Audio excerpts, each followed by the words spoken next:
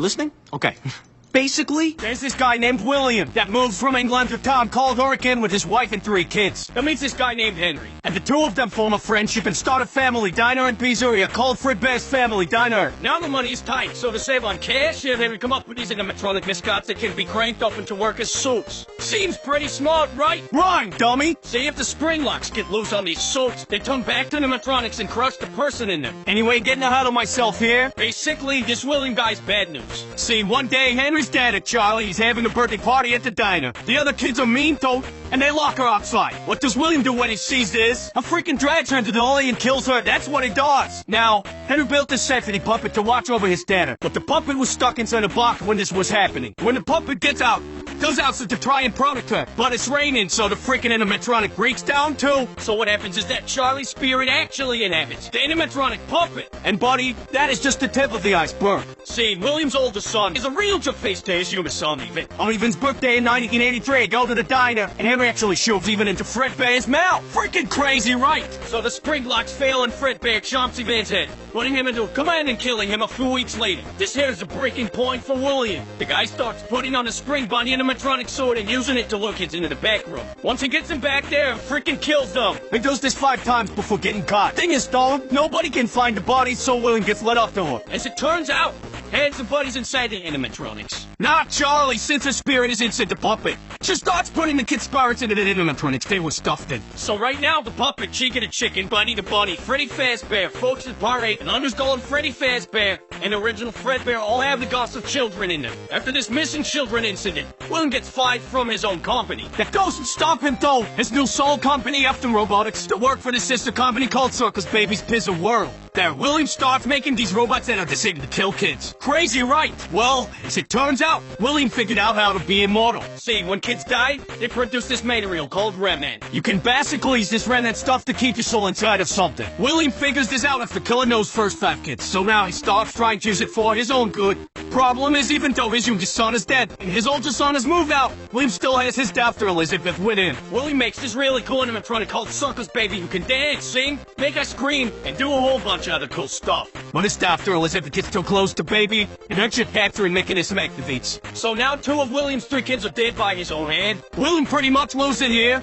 He kills his wife and puts her in another machine called Bellary. All this doesn't last very long though. See, Circus Baby's Pizza World closed before it even had the chance to open. Now William is all alone and on the loose. Now it's 1987. There's a new Fazbear visiting a new location. They have all the old suits with the dead kids in them in the back room, but now they've got these new animatronics that are not only safer, but also have facial recognition software to detect criminals. This is all in case William comes back, you see. So anyway, since none of the spring lock suits are at this location, William instead uses the Golden Freddy suit since it's broken, unnosed, and mostly empty. He kills another 5 kids, which are in the Toy Freddy, Toy Bonnie, Toy Chica, Toy Folks, which we call the Mangle, and Balloon Boy. Oh, I should mention, Charlie's here again too for some reason. Like the rest of the 1983 animatronics, which are nosed in the back. Charlie's puppet is still used by the prize counter. So anyway, this is the second missing children incident. Now the place gets closed down, but before they do that, they have one last party on November the 10th, 1987. I freaking lose my frontal lobe to Mangle and die a few weeks later, but that's not important. What's important here is that the restaurant closed down.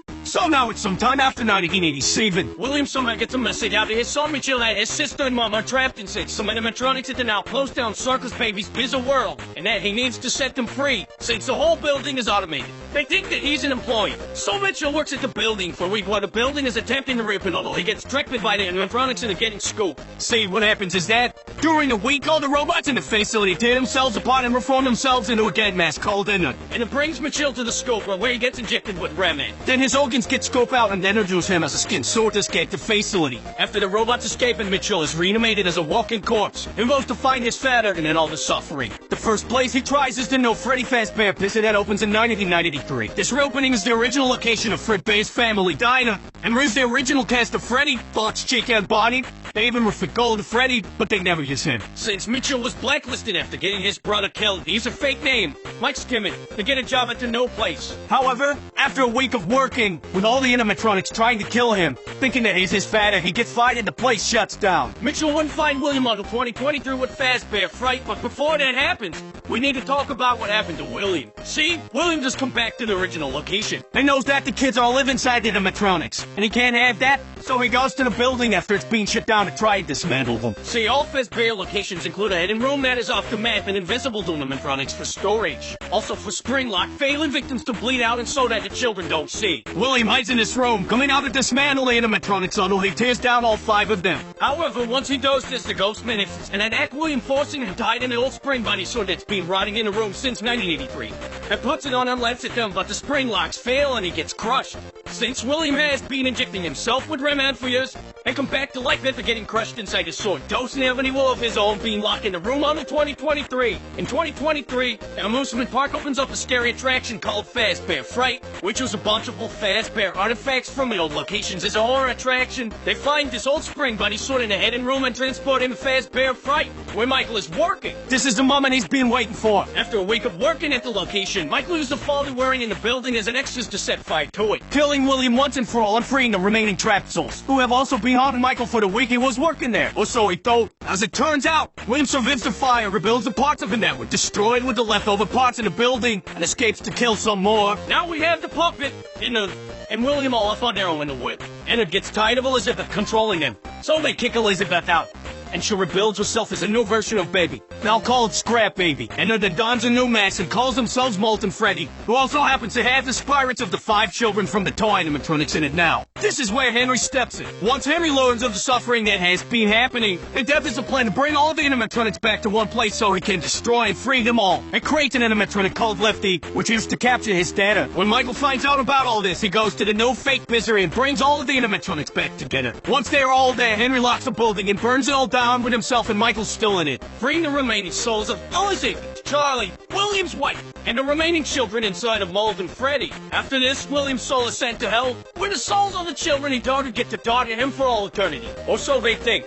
See, sometime before being killed, William used his genius to scratch his own memories and consciousness in the binary code of some other components of the animatronics. The problem with Henry's plan was that Fazbear Entertainment wasn't all in his own hands, and was actually still running as its own company at this point. See, sometime during the events of the games, an in-universe game developer was hired by Fazbear Entertainment to make their video games as a way of making the real story seem like fiction. After that, they then hired a different company called Silver Parasol to create the Freddy Fazbear Virtual Experience to make it seem as if the previous games were wrong and the double discredit the real stories of the children getting killed. The problem, though, is that Fazbear Entertainment promised Silver Parasol with some computer chips to scan in order to make the animatronics more realistic. When they do this, William's consciousness code is brought in the game, basically bringing him back to life in the video game. During development, this robot William, called Glitchtrap, programs itself to be able to take over Testra's body, essentially bringing William Afton back to life. William is first able to control a developer named Jeremy, but he decides that Jeremy isn't a good candidate, so he controls Jeremy and makes him kill himself using a goggle paper slicer. Glitchtrap tries to control the named player of the game, but the player manages to defeat him and lock him away. However, before this happens, Glitchtrap finds a host named Vanessa and decides to use her after the Freddy Fazbear Virtual Experience, as well as an added Halloween dope.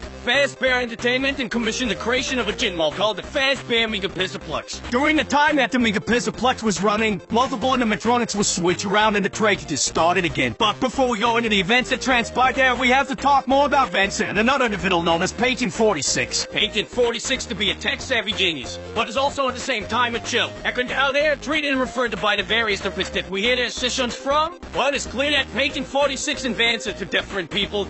It is unknown for certain who Patient 46 is. What is known is that Patient 46 spends a lot of time at the Physiplex before the events of Security Breach and helps the program assist him, and believing that they are working with Vanny. Vance's alter go while under the control of William. What else is known is that Patient 46 lied about whatever happened to their family. The 6-inch tape reveals that they actually had a great children. Vance is known also to have had a terrible father named Bill in the tape 3. Apparently Vance is that forced her to lie during a custody hearing between him and her mother, leading to her mother doing something afterwards, likely committing suicide. Anyway, the events preceding Security Breach include at least 9 more missing people, likely all children, as well as multiple missing therapists who were likely killed by Vanny. At some point, Bonnie the Bunny is replaced by a new animatronic named Montgomery Gator. This happens following a night where Bonnie went down to Monty's golf course and then was unseen afterwards. Many speculate that Monty may have killed Bonnie or dismantled him in order to make his way into the main cast, but we do not know for sure. What we do know, however, is that Monty took over Bonnie's role in the main cast. Rook and Wolf, another new animatronic, also took over Folk's role, but there's no given explanation for this.